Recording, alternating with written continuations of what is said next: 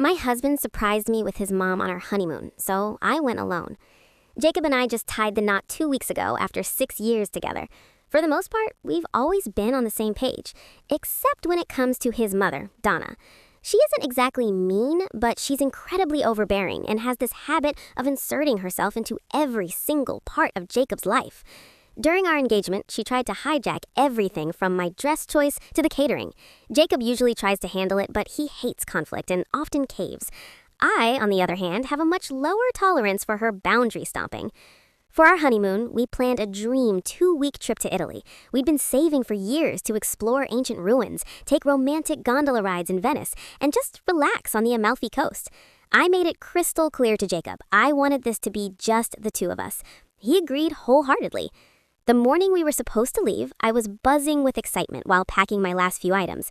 Jacob walked in looking a little too cheerful, like he was hiding a secret.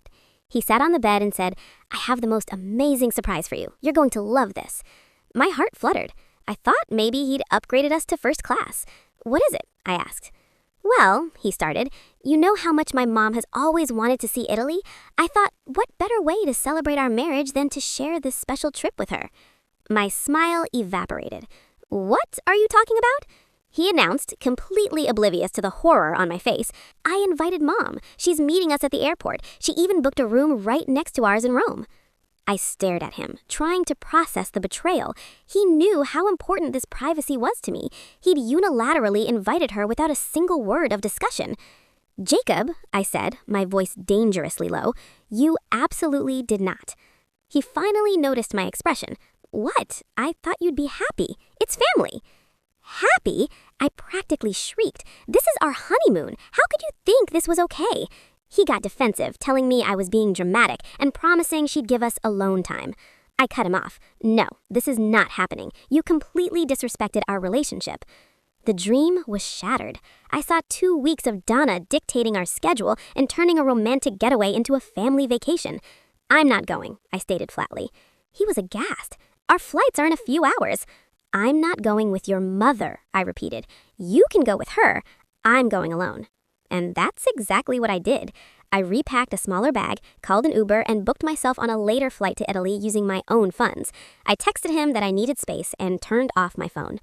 I spent the next 2 weeks traveling through different towns than the ones we planned, eating incredible food and trying to process everything.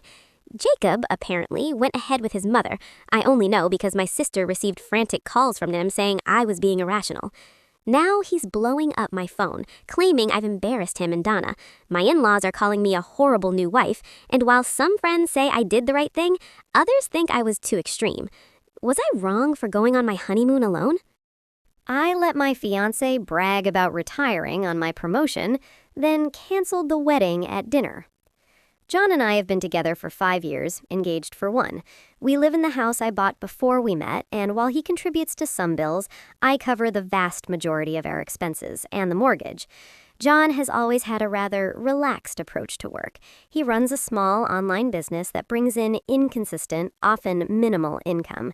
He frequently talks about his early retirement plan, which, if I'm being honest, always seemed to involve me working harder. I, on the other hand, am a high achiever in a demanding corporate job. I've worked my ass off for years, climbing the ladder, putting in long hours, and making significant sacrifices. Last month, all that hard work paid off. I received a massive promotion, complete with a significant salary increase and more responsibilities. It's a dream role for me, something I've been striving for. I told John about the promotion with excitement, hoping he'd be genuinely happy for me. His immediate reaction, however, wasn't about my achievement or my happiness. It was about his future. "This is it," he exclaimed, practically bouncing off the walls. "This means I can finally start winding down my business. We can get that beach house sooner than I thought. My early retirement is happening."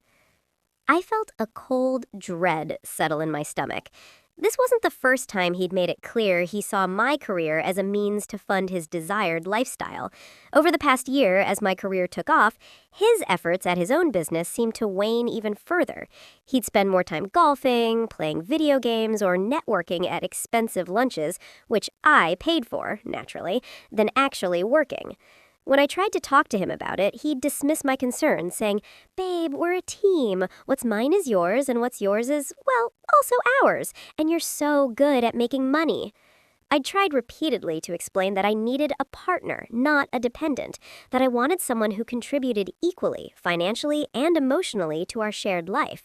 He'd agree in the moment, promise to do better, and then nothing would change. The resentment had been building for months. I started to see our future not as a partnership, but as me carrying the entire burden while he lived a comfortable, subsidized life. The thought of spending the rest of my life like that, especially after this huge career win that he immediately co-opted for his own benefit, became unbearable. After his early retirement comment, I decided the wedding was off. But I didn't say anything immediately. I wanted to choose my moment. His family was coming over for dinner last night to celebrate my promotion. John had been absolutely ecstatic, calling everyone he knew, bragging about our success. He'd even explicitly told me, "Make sure you dress up, babe. We need to make a good impression and maybe cook something really impressive for my parents." I ended up ordering catering because, surprise, I was busy working. When his parents, Maria and Frank, his sister, Chloe, and her husband, Tom, arrived, John immediately launched into his well-rehearsed speech. "Can you believe it? My amazing fiancé got this huge promotion. So proud of her." He wrapped an arm around me, beaming. I forced a smile. Then he steered the conversation towards his early retirement. "This really opens up possibilities for me," he announced to the table, taking a dramatic sip of his drink. "With my name's new salary, I can finally cut back on the freelance work and focus on my true passions. Maybe even get that beach house we've always talked about." His parents were clucking with approval. "Oh, John, that's wonderful! We knew you'd find a way to make your dreams happen." Maria shot me a look. "You're a very supportive fiancé, my name. It's so important for a woman to stand by her man's ambitions." Chloe added, "Yeah, it's great how you two are planning your future. Early retirement sounds fantastic." They went on, painting a picture of a future where I was the sole breadwinner, working tirelessly to fund John's leisurely pursuits and their family's approval. John was absolutely basking in it, nodding along, adding details about his golf handicap and how much more time he'd have for personal development. He even made a joke about how I'd have to get used to doing more chores since he'd be so busy enjoying his freedom. I just sat there, eating my catered chicken, listening to them discuss my new demanding job as his ticket to a life of leisure. The anger was a cold, hard knot in my stomach, but I kept my face impassive. I waited for the right moment. Dessert arrived. It was a beautiful chocolate cake, also catered. As John was cutting the first slice, still chattering about his future plans, I cleared my throat. "Speaking of future plans," I said, my voice cutting through the celebratory chatter, "I've decided to call off the wedding." I looked directly at John. The silence that followed was so profound you could hear a pin drop. John froze, the knife halfway through the cake. His parents' smiles evaporated. Chloe dropped her fork with a clatter. "What?" John finally managed, his face paling. "What are you talking about?" "I'm calling off the wedding," I repeated a little louder, "because it's become abundantly clear that we have fundamentally different visions for our future.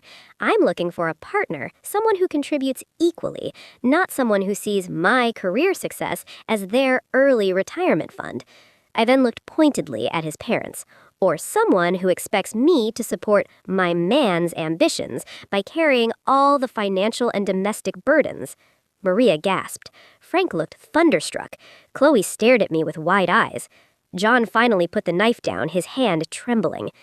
"You can't be serious. You're doing this now in front of my family?" "Well," I said, taking a sip of water, "you chose this moment to announce your early retirement based on my promotion. I figured it was an equally fitting moment to announce that I'm opting out of that particular future. Besides, you wanted this dinner to be memorable, didn't you? This is certainly memorable." He stood up, his face contorted in a mixture of rage and shock. "This is unbelievably cruel. You're humiliating me. And you've been humiliating me, John, I countered, my voice rising slightly, by making me feel like an ATM, by dismissing my concerns, by assuming I'd happily work myself to the bone so you could live a life of leisure. This isn't a partnership. It's an exploitation. He started shouting then about how I was selfish, how I never supported him, how I was ruining his life. His mother tried to intervene. Now, darling, let's not be hasty. No, Maria, I'm not being hasty. I've been thinking about this for a long time, and I refuse to marry someone who sees me as a meal ticket and whose family encourages that dynamic. John stormed out of the dining room and, I assume, out of the house.